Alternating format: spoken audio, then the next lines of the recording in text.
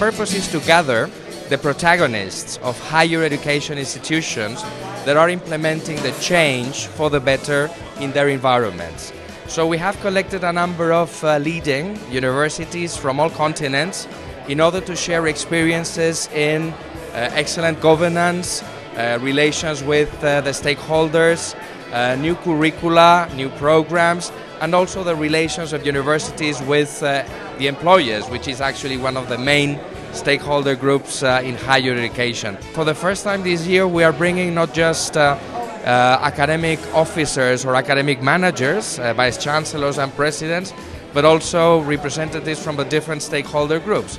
So the idea is to look at the university as a whole from all the angles and try to suggest reforms for the future, for the better. I think higher education is incredibly important, not just to the individual, but to society as a whole. I think it's through higher education institutions that we have research, innovation, technology, and actually investment in higher education at the time of a financial crisis is incredibly important to strengthen our workforce and diversify them for the future. So I think that's one of the real reasons why we should be talking about it today. Well, I'd like to see a lot more variety in higher education. Different kinds of institutions rather than a sort of a one-size-fits-all, which tends to be the pattern in higher education, so that more people can be served at different price points, at different costs. Not everybody has to have, the very expensive education in order to do well in society. I think the main change that is going to happen is the way we deliver education, and even in traditional institutions and what we call the brick and mortar institutions. I think it would be more to do with blended learning, and that would be very useful. But also I think we should go back to the definition of education and the fact it does not end with just college or university.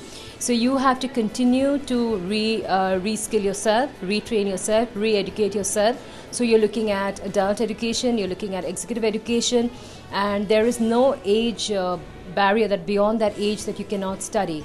So I think those are the main, what I foresee is one is the use of technology and blended learning, face-to-face and different modules, more internationalization, like what's happening in Europe, where they're talking about student mobility, and from other countries, exchange of knowledge and research collaborations. That's also another key area. In a global community, I think that students are looking for options all around the world.